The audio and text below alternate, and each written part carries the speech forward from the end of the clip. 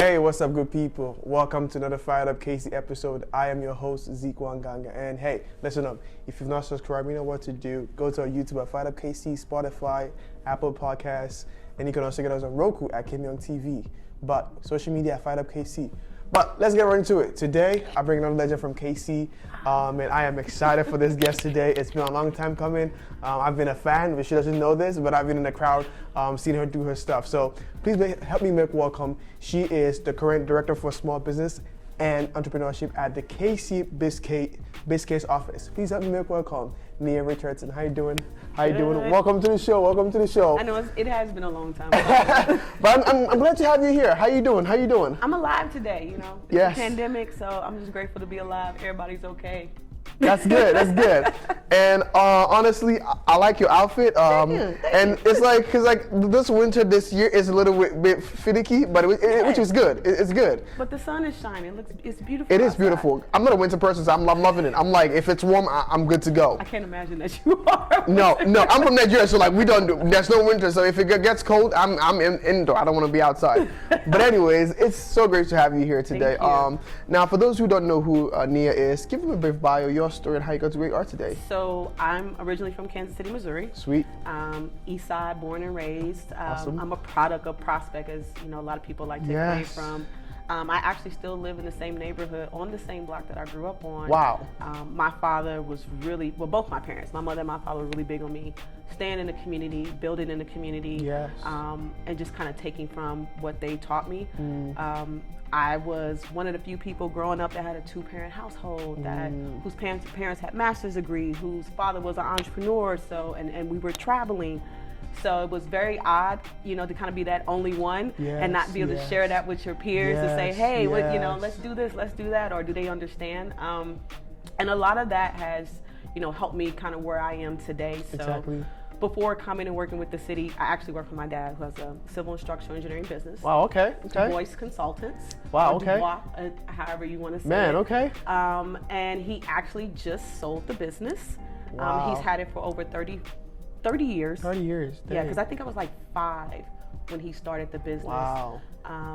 And so, again, civil and structural engineering business, I was his business development person. Yes. I was the person that always had to interact with the city, go find partners, find proposals, write the proposals, do the marketing.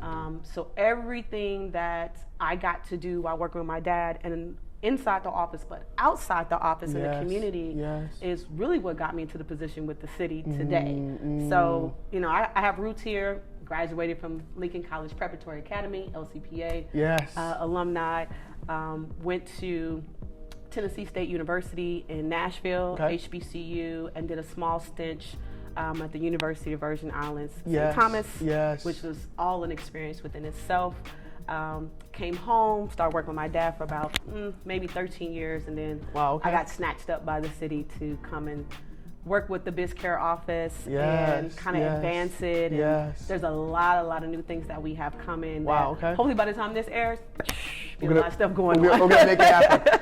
And I mean, I know that you've been so instrumental when it comes to development and business in Kansas City. I think the first time I saw you, and when I say I've been a fan, I'm not kidding. The first time I saw you, it was at OHUB event. You were on the panel with Paul. What is his name? I think it's he was. No, I interviewed the young lady who had the tech, and I remember I asked her that question, like, you know, I did that speed round with her, and I was like, you know, are you dating? And she was like, I don't want to tell that. And I was like, people in the audience are looking. And I remember you was like, I want to know. Yes, we were wondering. Thank you. Please do that. Oh my God, this is gonna go on. Come on now, you're gonna put me out there like this? Come on, this was a secret. Man, people are gonna know I was out there. No way. I mean, you was backing me up in the crowd. I was like, I can see people's eyes. But, you know, beautiful young woman who was doing a lot in tech. Exactly. And she had the plug. I think it was the plug. Yes. News, and that was so long ago. It was so long ago. And I mean, once I saw you, I'm like, I have to talk to you at some point. I really gotta meet you. And I just been following your work, and you just been doing tremendous stuff. Thank you. But before we get to what you're doing currently and what you've been doing, I want to really, because you said that your dad was an entrepreneur, and I feel like it's this spirit of each one teach one, right? You see someone doing it and you're doing it. Because my dad was also an entrepreneur. That's why I'm going through that route as well. Because I saw one person who was like, he didn't have a 9 to 5, but he made money somehow. I'm like, I want to do that. I don't want to be able to go to clock in and clock out. But he had. Y'all hustle differently in Africa. Yeah. It's a whole different vibe. But it's like seeing that mentality of someone who was not, he had a contract with the government, but he was never 9 to 5. So I think that kind of cultivates in myself, like, I can do more. I can be more than just an employee. Yes. Can I explain that to me? What was the influence in terms of your dad, or what is the importance of that? So dad was, of course, a big influence. Right, no 9 to 5. Yes. Like I said, we were kind of chit-chatting earlier when we traveled, especially when we did take that trip over to the continent, the motherland, how we like to say. Yes. He worked.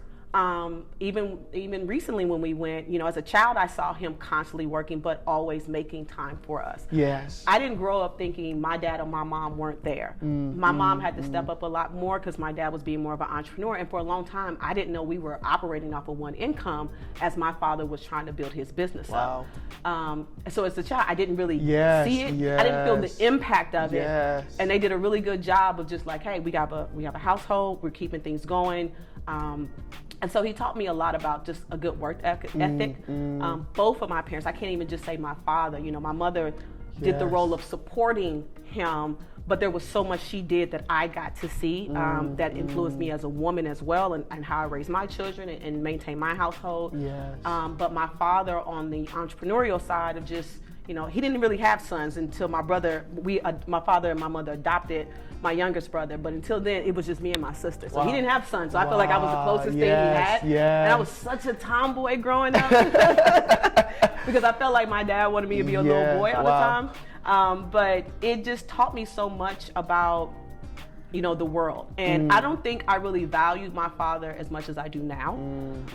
Being that, again, most of my friends didn't have fathers in their household. A lot of times my father was their father. And then they got to see the entrepreneur in him. Exactly. And in high school, I didn't really know what I wanted to do. I was everywhere. I wanted to do photography. I wanted to do this. I wanted to do that. And I really still want to do all those things.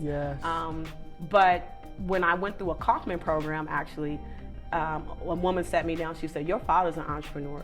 You need to really understand what that means and what that looks like, regardless of what you go through.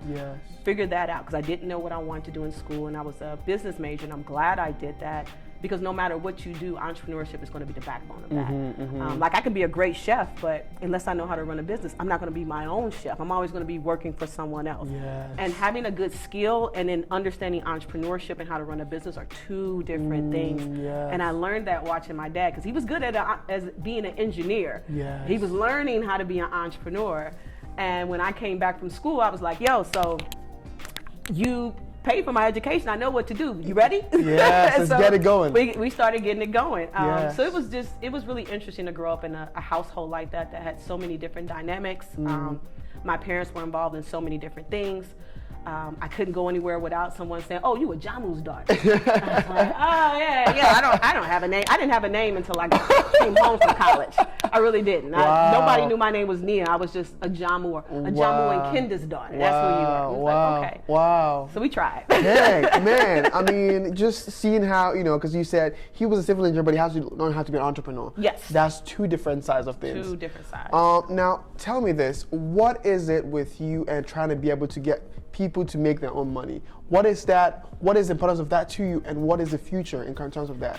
So for me, like I said, I was raised in a very conscious household. I knew where I was from. I knew more about myself culturally than a lot of my peers do. And so I was taught a lot of different things, and a lot of those things I can now see more clearly. My parents saying, stay. Or the fact that my father put his company like not even 2 minutes away from our home, like staying in the community, and then impacting education and having the African Center campus like right down the street. Like everything I needed from work to school, education for my children was right there for a while. And so those different dynamics taught me, brought to me a lot of different things that I'm realizing now. So when I first got into my role with the city, I've only been with the city, I just had my 3-year anniversary. Nice, okay. My then boss, Rick Usher, who brought me in. Hey, Rick. Yes. Thank you, Rick. Yes. So you got to thank Rick for this. But he sent me this article about the racial wealth gap. And at the time, I think there was like, and don't quote me on it, but I think like the white median income was like 140,000. The Hispanic median family income was like maybe 3,600, and Black family median income was like maybe 600 or something of that. Whoa. Like it got lower and lower and lower. And then when it looked at the statistics of us in the future, Black people, we were the only race on projection to having zero to negative wealth, but I think it was like 2082.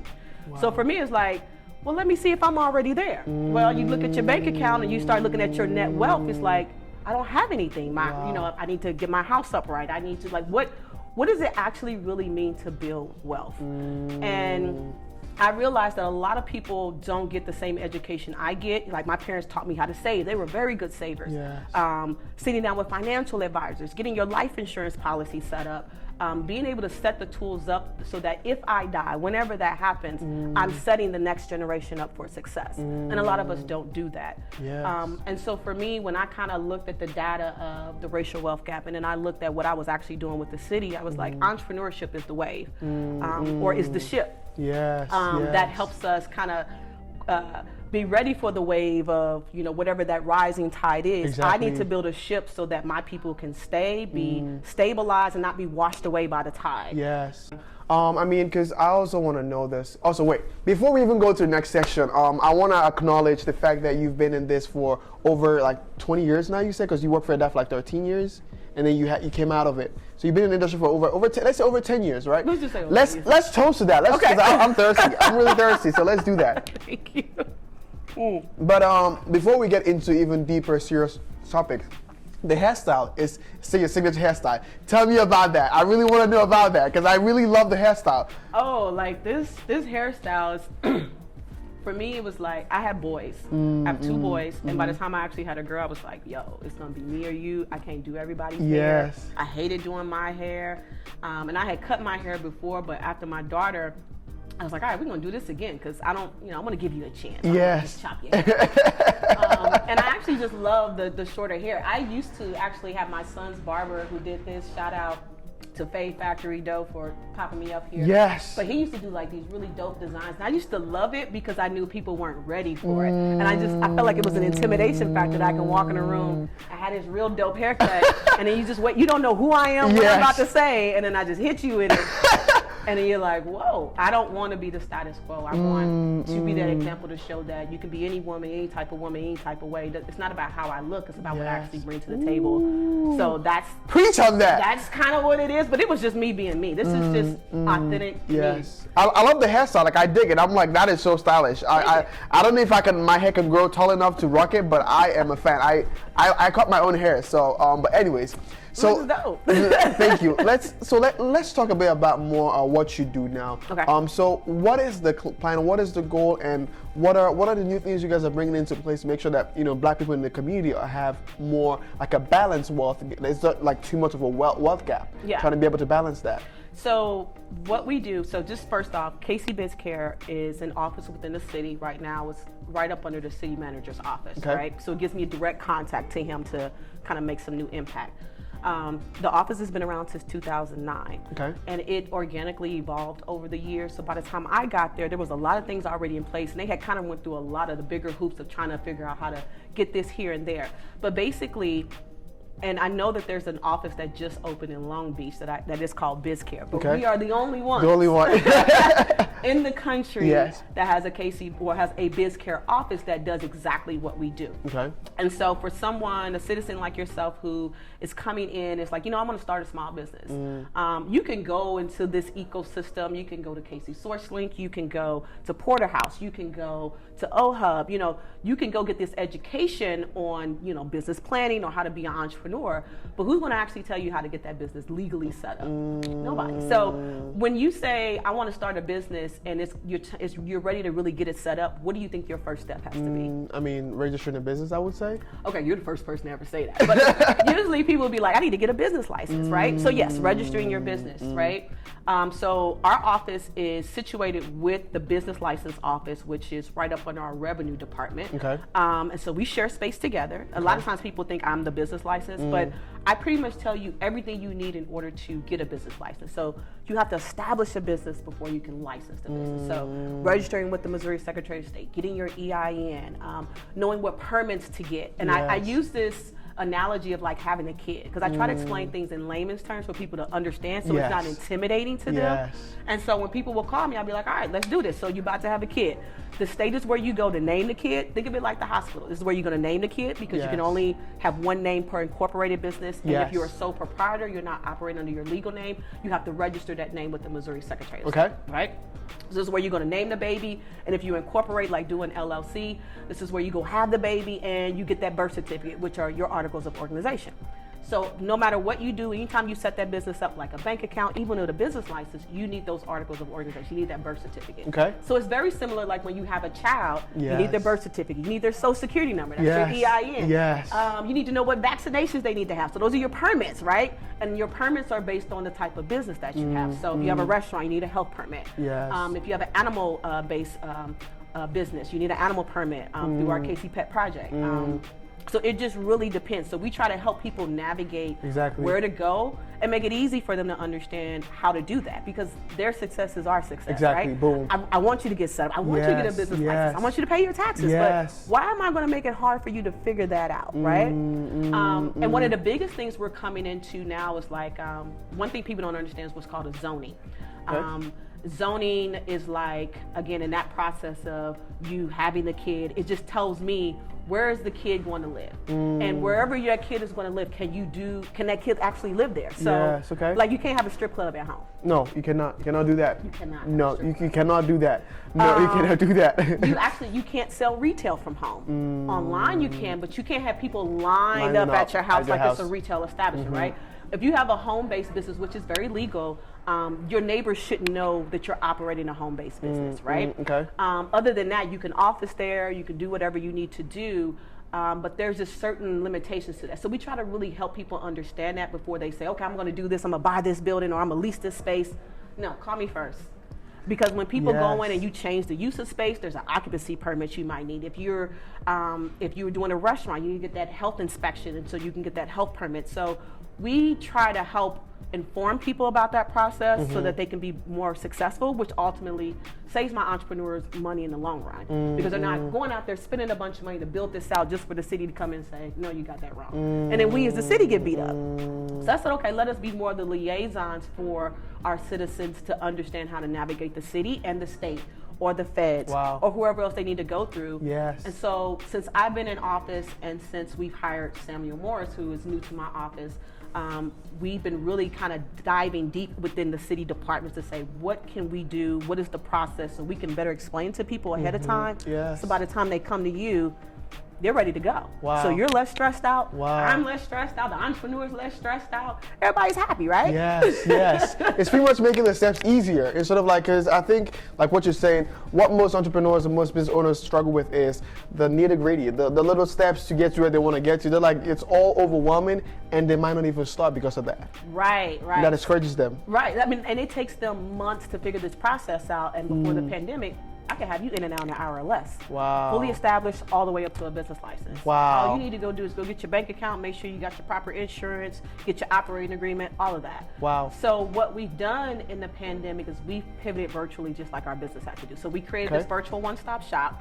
I do not believe in creating a bigger digital divide. So any technology that we have is mobile friendly. Shout out to Quali out of Colorado, who is the startup we worked with to actually develop all this technology. So the website, the tools, now you can go to our website and you can read that full guide of everything I just explained, and I can explain it to you virtually, but you can go and sign up for this free customized checklist, and all you have to tell me is what type of business do you have, and answer all these questions the same way I would, and it's going to customize that checklist just for the things that you need based on the type of business that you have. Right? So now someone can go in whenever they're ready. I don't rush you. Start going through the process. So on that checklist, I tell you the order in which you need to complete the steps. I give you links to the applications online. I give you the contact information for those agencies and departments. So whenever you're ready, I just walk you through that. And once we get them set up and get their business license going, then I say, okay, now go dive into the ecosystem. Here's where you need to go.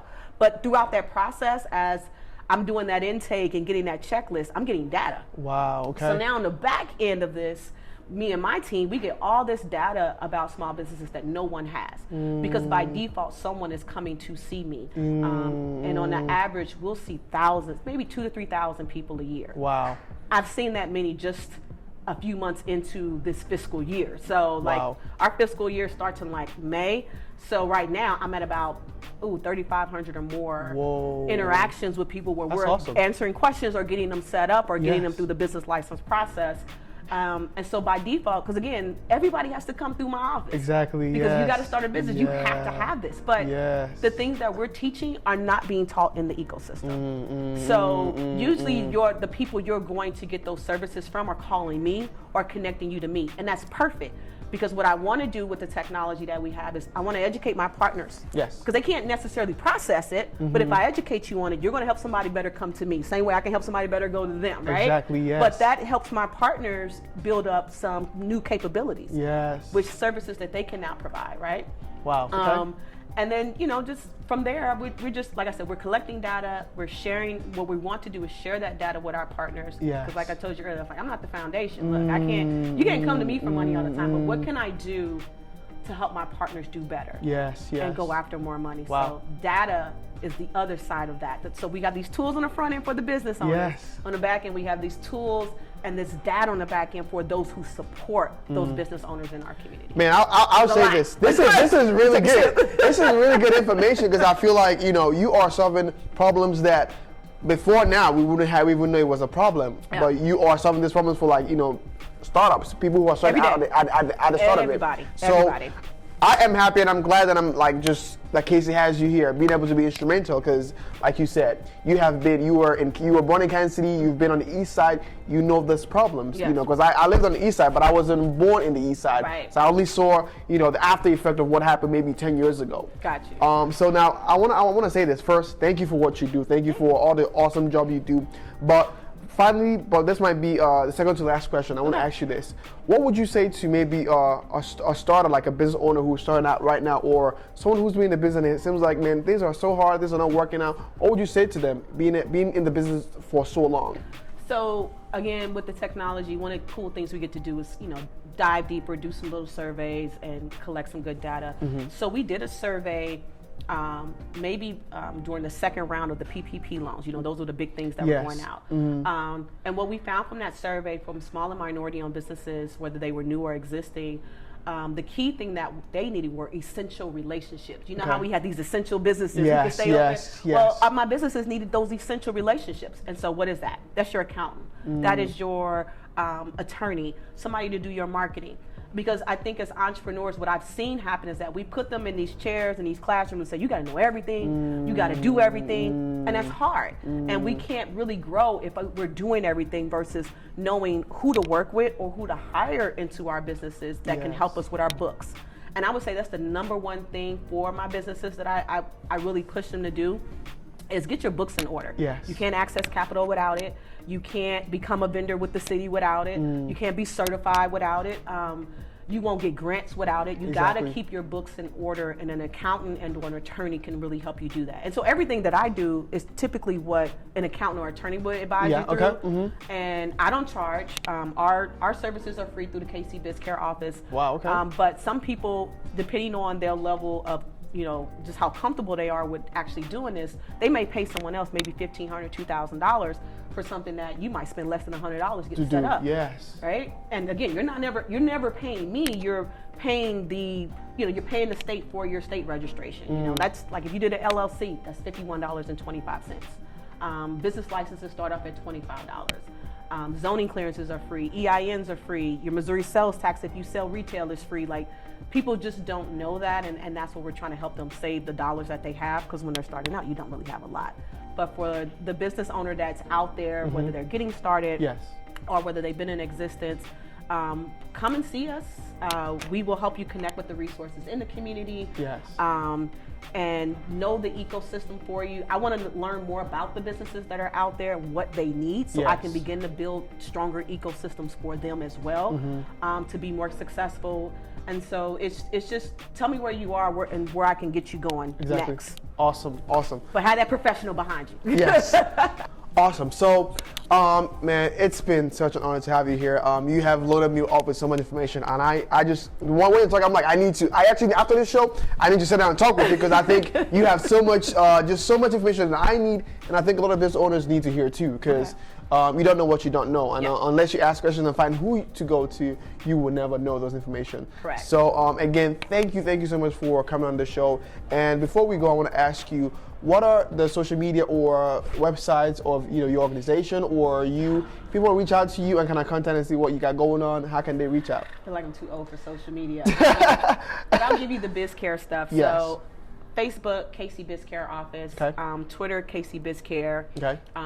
We're on LinkedIn, KC BizCare Office. If you're just looking for me, I'm on Facebook, but I try to use my platform to share resources. So if you want to know about different grants or things, if you want to know what's kind of going on out there, you can follow me on Facebook, Nia Richardson. Okay. You'll see all my information on there. You'll know it's me. You're also on LinkedIn, right? I am on LinkedIn. Yeah, that is the most important one. You don't want to forget that one. That's the most important one, yes. Connect with me on LinkedIn. Yes, LinkedIn is definitely yes, because I was like, you do not want to miss that one. Yes. But anyways, thank you so much for coming. Before I end the show, I want you to shout out 5 either business owners or leaders in Kansas City who you think are doing a great work, and you want people to kind of hear about what they got going on. So someone who will be new to Kansas City, Emma Willis with Venture Noir, who supports Black-owned businesses. She'd be really great.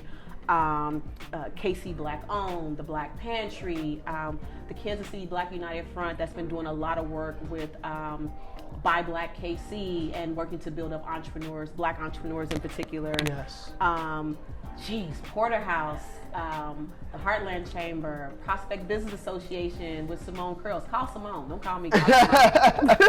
Man, you have a lot, which is good. But again, thank you so much for coming on. I really appreciate you coming chatting with me. Having me. No, this was an awesome show. You kind of matched us, like the black everything. We are black on black. You already know. But anyways. Thank you so much for coming on this show. I really appreciate you. But for those of you who are watching from your house, office, wherever you are, it's the FiredUp KC show. You know what to do. Subscribe at FiredUp KC, Instagram, YouTube, Facebook. Just search for the FiredUp KC. And it's your host, Zeke. And hey, don't give up. I'll see you in the next episode. Bye-bye for now. Cheers. Pow.